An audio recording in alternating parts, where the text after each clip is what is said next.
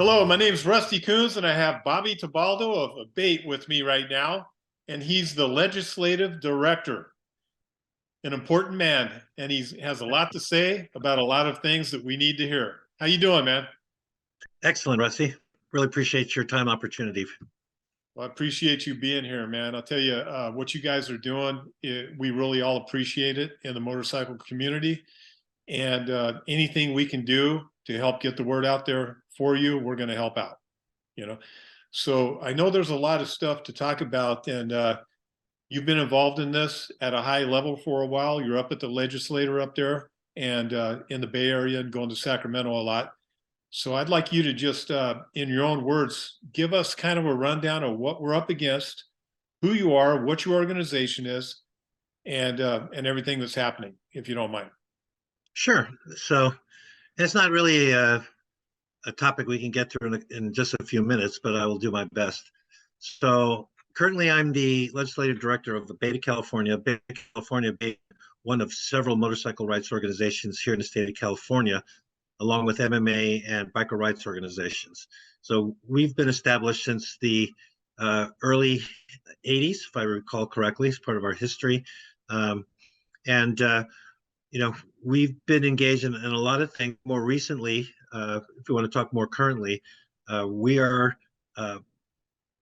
looking at legislation in terms of a policy bill for motorcycle profiling. It's been a key issue for us for quite a few years, but we've been working on several iterations of a policy bill for almost 10 years. I mean, it's been that long and big of a struggle, right? Because the law enforcement lobby is very resistant to having what they claim is having their hands cuffed and them not being able to do their jobs. But we're still plugging at it. There are several states now that have a law in place. We also achieved a success in a motorcycle profiling resolution, which was supposed to give us a place at the table to work with law enforcement on issues such as profiling. That was not successful. So we're looking to go back to the well and see if we can get this bill passed in the next year. But in addition to the profiling bill, which we've been working on, there have been sort of an eye-opening events as it relates to EPA and CARB, the California Air Resource Division within the state of California, regarding on-road motorcycle emission standards and regulations that really opened up our eyes. I thought we had our hands full already when dealing with recent legislative laws that were passed recently that we're going to be faced with, such as sound activation cameras and exhaust system certification. And basically what that means is, the state of California deems loud noise as a health hazard, right? And in order to enforce the noise levels that they prefer to have, they are instituting technology as it relates to capturing noise levels and taking photographs at various locations. Could be, at the traffic lights or stop signs or wherever they choose to implement these technologies, with a person on the other end doing all the measurements and making a determination and saying, oh, okay, this guy definitely violated this law now, so we're going to issue him a citation. So once we get the citation, now we're going to have to bring our motorcycles into an exhaust certification, very similar to how they do smog, right? The DMV has yet to set all of these things up, but unless we're able to satisfy compliance, we're not going to be able to register our bikes, basically, is the bottom line. Yeah. So there's a lot riding on all of this. Is all new stuff to us, very different than what we've addressed in the past through legislation. And now we're looking at government codes and emission regulations and standards. And so we're doing the very best we can to learn a lot about this in a very short term, and educating the general public. And now, because it extends beyond just motorcyclists, all of these issues and regulations affect not only motorcycle and our community and our culture and lifestyle, but those that drive also, ones that drive trucks, ones that ride cars, classic cars. Everybody is affected by this, and the businesses that support all of the business industries that support us. The small the mom and pop repair shops, part distributions, the manufacturers, even the gas companies are going to be affected by the advent of the elimination of ICE or internal combustion engines in lieu of the electric vehicle technologies. So there's a lot. There's a lot to fight for at this point. Yeah, I mean, at this right now, infrastructure isn't going to be able to handle if they made everybody just go this quickly over to electric vehicles. The infrastructure is not there, and they can't build it fast enough, and they know it, and the real experts know it. So, I mean, you've got that problem. I mean, it shouldn't be forced on people. I mean, look, whether you push real hard like they're trying to do, or if you just let people go at their pace, it's going to go a lot better if they just let the technology work itself forward at its own pace, and not shut down existing technology and strangle the populace, because that's going to hurt so many businesses. Everything's geared right now towards, ICE vehicles, and everybody is tied in one way or another. Everybody's job is tied in with everybody that uses those vehicles. I mean, we can't get the goods, and everything comes by truck or train, rail, ship, all that. We can't get any of it without oil. And you can't just legislate it out of existence like that without strangling everything and everything coming to a halt. So, I mean, government needs to back off, let the technology continue to evolve, but don't strangle and stifle the industry we have now. I mean, No, that's my take on it. well, yeah, and I agree, because the move towards AVs or electric vehicles, right, is not new. Actually, it was born out of a UN program that they called back in the late 70s, early 80s, called the Global Harmonization of Manufacturing Standards. So they already had visions already about trying to reduce the carbon footprints, and which is much better for the environment. And I don't blame them. You can't run fossil fuel engines forever without doing some damage to the environment. So they had a good vision at the time, but they were definitely stuck on electric vehicles, and a lot has happened since the 80s. There are other alternatives that would allow us to potentially keep our internal combustion engines with just modifications to facilitate the use of different forms of energies like hydrogen, just as one example, right? So, but to your point, they've been on this track for a long, long time.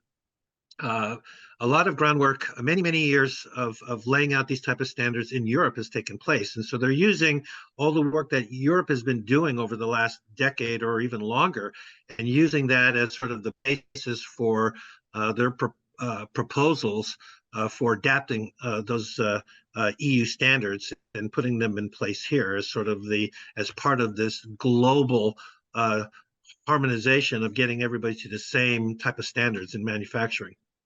So right now with ABATE, one of the things I'm hearing from you and others is you guys are kind of getting together with the other organizations like MMA and some of the other ones, and pooling your resources and working together instead of separately. Is that what I'm hearing?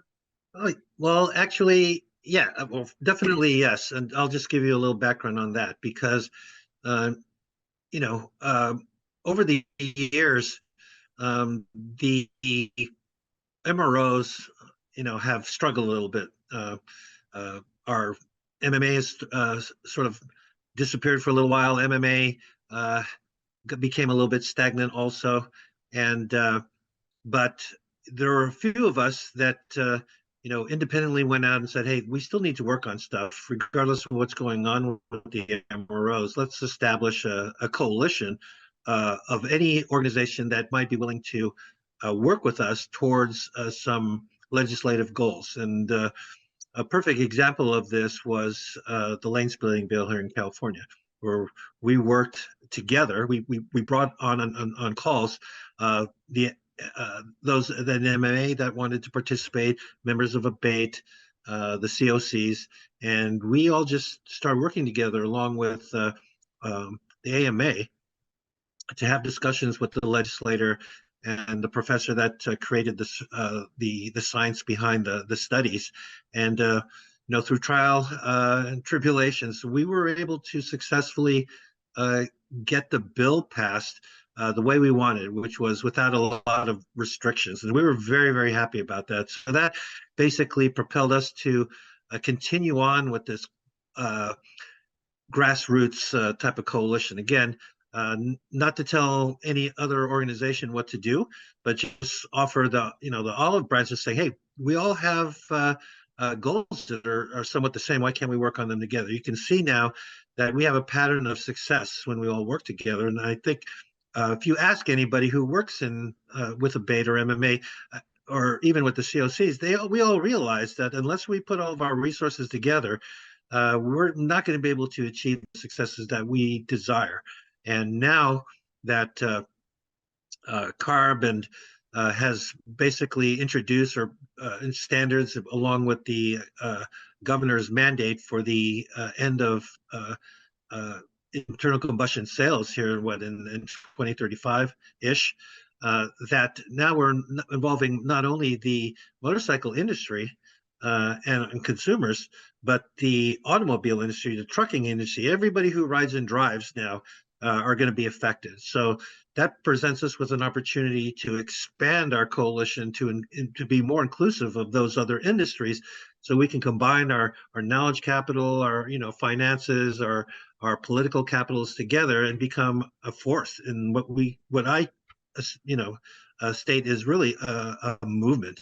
It's really a movement because we're talking about bringing together lots of people towards the same goal, and we'll start working the system and doing what we need to do in legislation. If it takes other means to get those things achieved, then we will, examine and discuss those, because it's very, very important for us to have a choice in the matter, because we currently do not have a choice at all in how things are going down.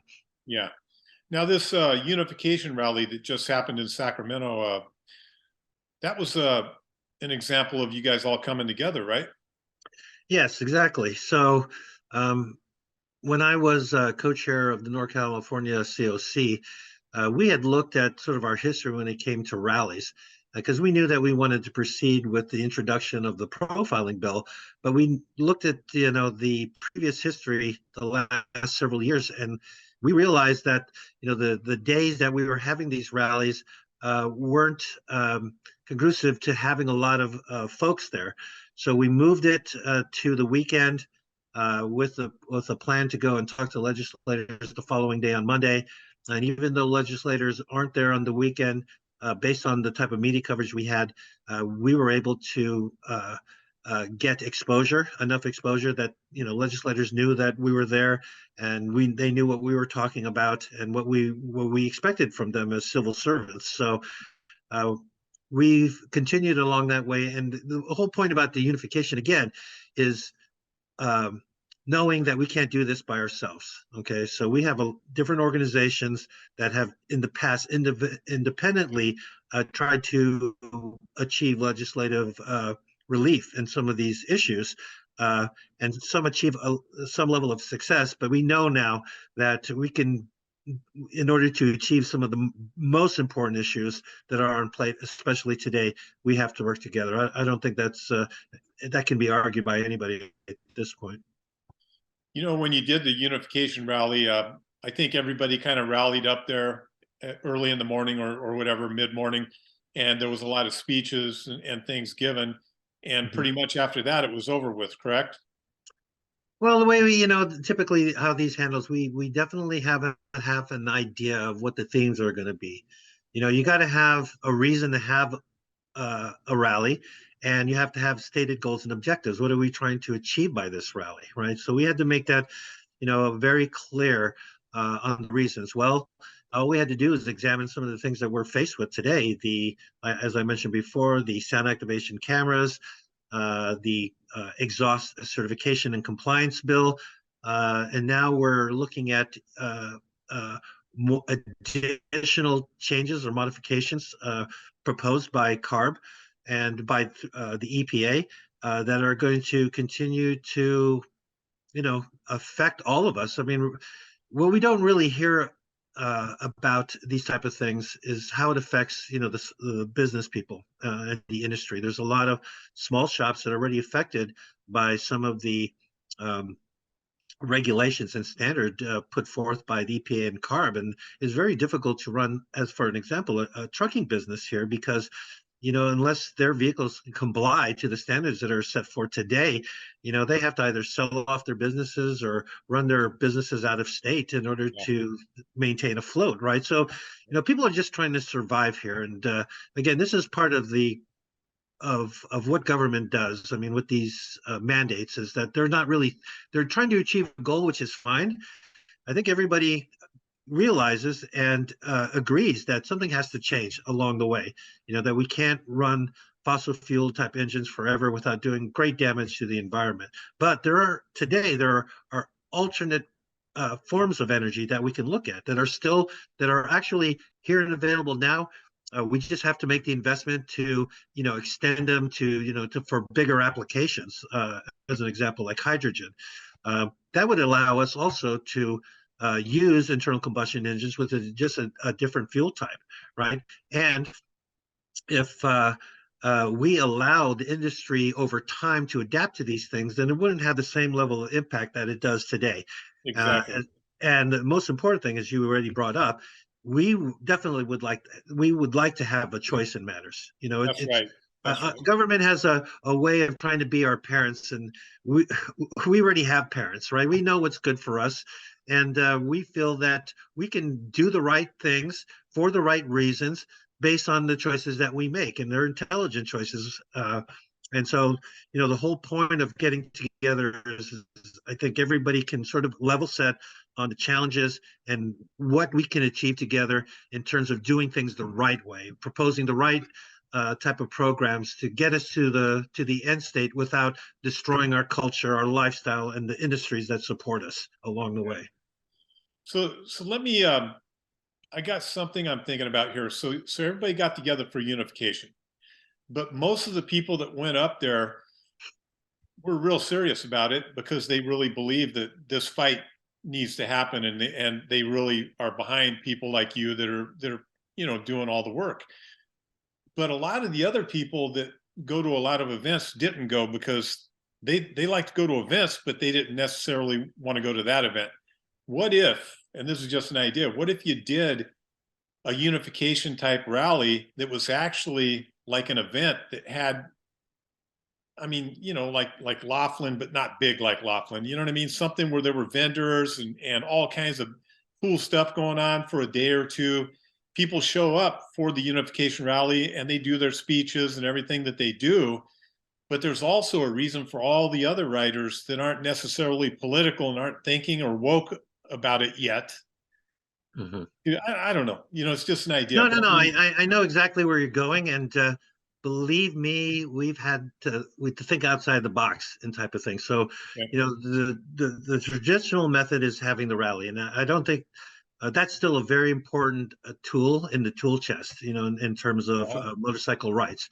But thinking about how we can diversify our approach, right? Meaning that maybe we can look at things like employing the use of audio visual, where a lot of speakers don't have to travel and more people can actually see these that's a that good can't idea. make it, right? That's one example. And, Yep. and the other example is making more out of an event. Well, you know, we'd like to be able to do that, but that's really going to be at the rallies. It's going to depend on what we can do as it relates to our permits. You know what I Sure. mean? So Yeah, there you go. we're Yeah. going to take a look at that in the future because with this group, we're very open minded with how we can improve things, improve the process for the next cycle.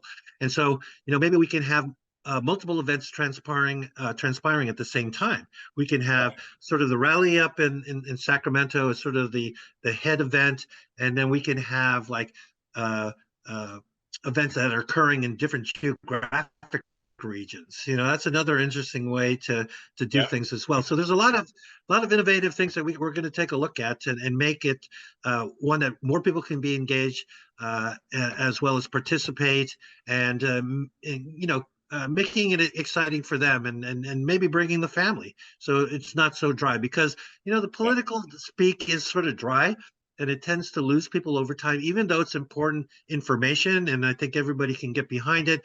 um, we're living in the day of TikTok, right? So we have Yeah. to keep our goals, and everything very tight. How we deliver our messages, uh, and we can't necessarily go on tangents. We have to deliver information in a precise way and in a meaningful way that people can actually absorb in a time frame that allows them to stay interested. So there's a lot of science behind this type of stuff too. But I'm happy that I'm working with a group of people that are opening to taking a look at different ways and thinking out of the box. And I'm sure, when we do this again, it's going to be quite different than it is today. Good. Good. And what's your website for people that are interested in supporting ABATE? Whether they get involved physically or not, at least they can show support and maybe become a member, and that'll help. Well, the ABATE website is abate.org, O-R-G. And, you'll we have a monthly bailing wire, which is informational about what the organization is doing. I run the political action committee that has, our own internal membership as well as our lobbyists, which are the Lombardos. I'm sure you're going to interview them here as Yeah. well. And Yeah. so we all work together on our legislative goals and activities along the way. But I think it's really important to put out there that regardless of whether it's ABATE or another MRO, depending on your location, just to get involved and Yeah. stay connected. Um, because even if you can't participate, even the little bit of money that you throw our way, which by the way, in at least in the motorcycle community, we spend our time in events every single week. We pay out, our hard-earned dollars to go to those events, and this isn't really very much of anything, really, if you think about it. The few bucks that you put towards a motorcycle rights organization keeps you in the loop. It keeps you informed. It keeps our lobbyists going and our support activities going. So it's a very small price to pay because the stakes are really, really high. That's right.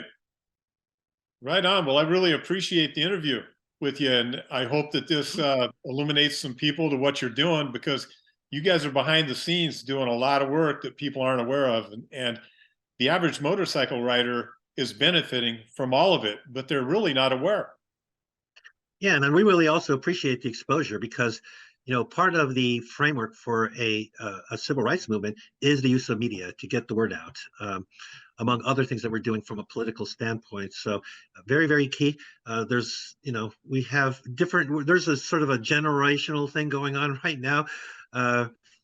We're sort of represent sort of the old guard, but we're trying to, break through to the youth because they're our future. And this is the reasons why we're doing this. Yes, for ourselves, but for future generation of riders and drivers. Yes. We want to instill the basics, the foundations of our constitutional rights, and the process to which we, provide oversight of our civil servants and keep them accountable. I think it's very, very important to be engaged at a civil level like this. So, yeah, we very much appreciate the opportunity to use your platform as a reach out. Right And on. yeah, Right on, Bobby. it Well, was very fun too. thank you very much. Really Okay, appreciate you being here. Anything else you want to say before we sign off? all that matters is get involved, please, and Right on. look for us. Keep your ears out. We're going to continue to feed everybody with information on things that really matter, that affect all of us, and keep up the faith. We can, if we all work together, we can achieve many great things. Thanks a lot, I Vince. really like what you're doing with the unification rally and everything. I hope everybody continues with that and works together. You're much more powerful together than you are alone. Absolutely, sir. All right. All right, we'll talk to you later.